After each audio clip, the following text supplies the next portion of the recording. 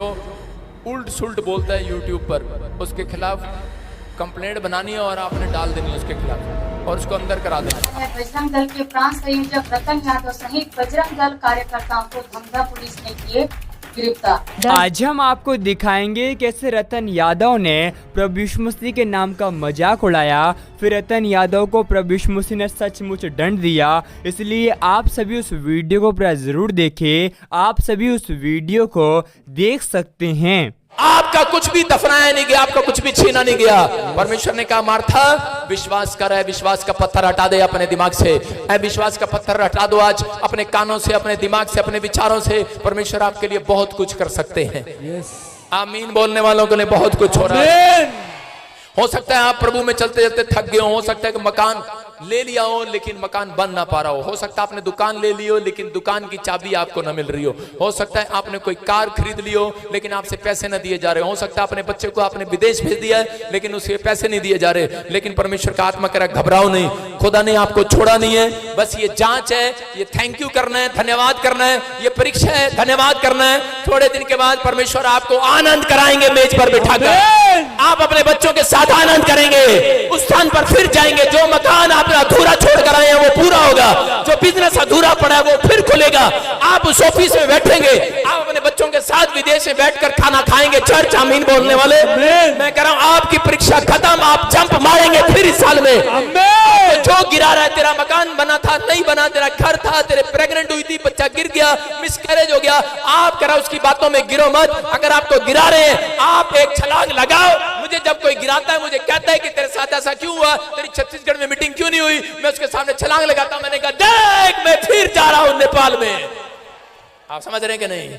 मैं कह रहा हूं कि अगर जो मुझे कहता है, निराश करता है कि तुझे शायद पादरी तूने कोई पाप कर दिया होगा, तूने कोई गलती कर दिया होगा इसलिए शायद, मैंने कहा परमेश्वर मेरे साथ है। हम गिरते तो हैं लेकिन परमेश्वर हमें जंप लगाना भी सिखाता है। याद रखना परमेश्वर है, पवित्र आत्मा आपकी जिंदगियों में काम करना चाहता है। जो अधूरा पड़ा है, आपके सपने आज के बाद अधूरे नहीं रहेंगे यीशु मसीह के नाम में। परमेश्वर ने आपको कहा है, कहता है असफल नहीं है आप, अगर आप सफल होते तो आप यहां ना आते। परमेश्वर असफल को चुनते हैं हमेशा, परमेश्वर फ्लॉप व्यक्ति को चुनते हैं, परमेश्वर ऐसे व्यक्ति को चुनते हैं जिसका कुछ नहीं है, जिसका कोई नहीं है, जिसकी कोई मदद करने वाला नहीं, जिसका कोई दिमाग नहीं चल रहा, पागल कह रहे हैं, गधा कह रहे हैं। यीशु मसीह ने इसलिए कहा जाओ गधे के बच्चे को खोल के लाओ। उसने घोड़े को नहीं बुलाया, घोड़ा बड़ा समझदार है, हाथी भी समझदार है, हाथी ताकतवर है, घोड़ा ताकतवर है, लेकिन गधा गधा है, उसे कुछ नहीं पता होता। आप गधे होंगे लोगों की नजर में, लेकिन थोड़े दिन के बाद मेरा यीशु आपकी सवारी करने वाला है। सवारी करने वाला, आप विनर होंगे, विनर होंगे, विनर होंगे, आप जीतोगे इस साल में यीशु मसीह के नाम में। मैं कह रहा हूं कि आज आपका सब कुछ चला गया हो लेकिन परमेश्वर आपसे बात करना चाहते हैं। नीति वचन 16 के 18 में पढ़ते तो देखो क्या लिखा। नीति वचन 16 के 18 में, विनाश से पहले गर्व, विनाश से पहले कह रहे घमंड आता है। क्या आता है? घमंड। इसका मतलब परमेश्वर आपको बचाना चाहते हैं। विनाश आने से पहले, कोई विपत्ति आने से पहले, कोई समस्या आने से पहले एक व्यक्ति के जीवन में घमंड आता है। क्या आता है? घमंड। वो घमंड करने लगता है। इसलिए दाऊद को, दानियल को परमेश्वर, इतना प्रार्थना करने वाला व्यक्ति, उसको परमेश्वर क्यों शेर की मान में लेकर गए? जानबूझकर लेकर गए शेर की मान में। इसलिए लेकर गए शेर की मान में कि ताकि इसको मैं बताऊं कि मैं इसको चेक करूं कि ये व्यक्ति मेरे लिए कुछ कर सकता है। और उसी समय दानियल ने कोई पाप नहीं किया। हो सकता है आपने कोई पाप न किया हो लेकिन आपको फिर भी परीक्षा देनी पड़ रही हो, फिर भी आपको जांच देनी पड़ रही हो, लोगों की सुननी पड़ रही हो। दानियल ने कोई अपराध नहीं किया लेकिन दानियल को करे शेर की मान में डाल दिया गया। लेकिन जब दानियल को शेर की मान में डाला तो उसी समय परमेश्वर देखना चाहते थे ये घमंड से तो नहीं भर गया कि मैं बहुत प्रार्थना करने वाला व्यक्ति हूं, मैं बहुत बाइबल पढ़ने वाला व्यक्ति हूं। जब एक व्यक्ति घर में प्रार्थना करता है उसके बाद अपनी पत्नी के साथ उसका नेचर बताता है, जल्दी से खाना आया, मैं बहुत प्रार्थना करके आया हूं बाहर। उसका नेचर ऐसे होता है। मैं कह रहा हूं घमंड होता है ये। आप समझ रहे हैं कि नहीं? जब एक व्यक्ति उपवास करके आता है, पास्टर कहता है तेरे को पता नहीं भाई प्रार्थना करके आऊं, उपवास है मेरा, अभी 10 लोग प्रार्थना करके आ रहा हूं, तेरी भी करूं, चल बैठ। ऐसे मैं भी करता था ऐसे कई बार, मैंने मास्क लगाना शुरू कर दिया।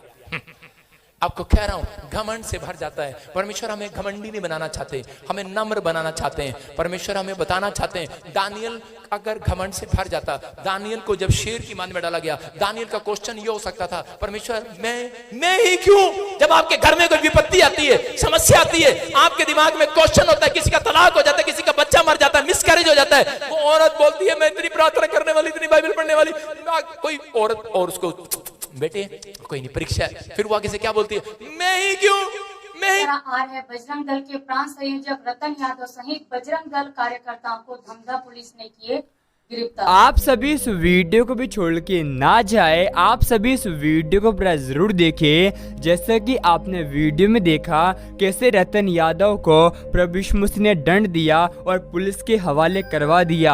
आप सभी को हम बताना चाहते हैं, प्रभु यीशु मसीह का वचन कहता है तुम बुराई से ना हारो लेकिन बुराई को भलाई से जीत लो।